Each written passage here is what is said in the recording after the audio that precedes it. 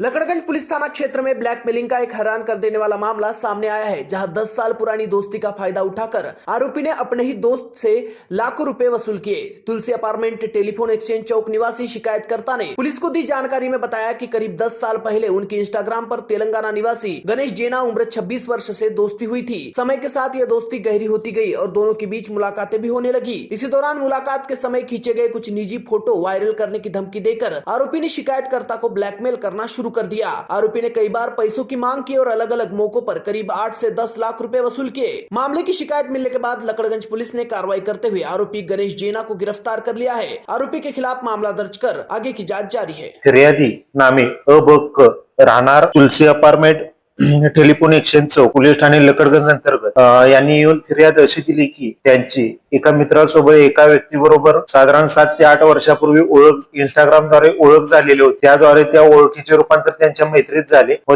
त्यामधून पुढे त्यांची भेटीगाठी होत गेल्या। यामध्ये जो फिर्यादी आहे, ज्या वेळेला फिर्यादी व आरोपी भेटत होते त्यावेळेला फिर्यादीच्या नकळत आरोपीने काही त्यांचे फोटो सेशन केलेले होते। त्या फोटोची धमकी दाखवून फिर्यादी आरोपी वारंवार फिर्यादीकडून पैसे घेत होता। फिर्यादीने आजपर्यंत आरोपीकडून 8 ते 10 लाख रुपयाची जबरन वसुली केलेली आहे। त्यामध्ये आरोपीने 3 ते 4 अकाउंट नंबर यूज केलेले आहेत, त्याचा तपास करणे बाकी आहे।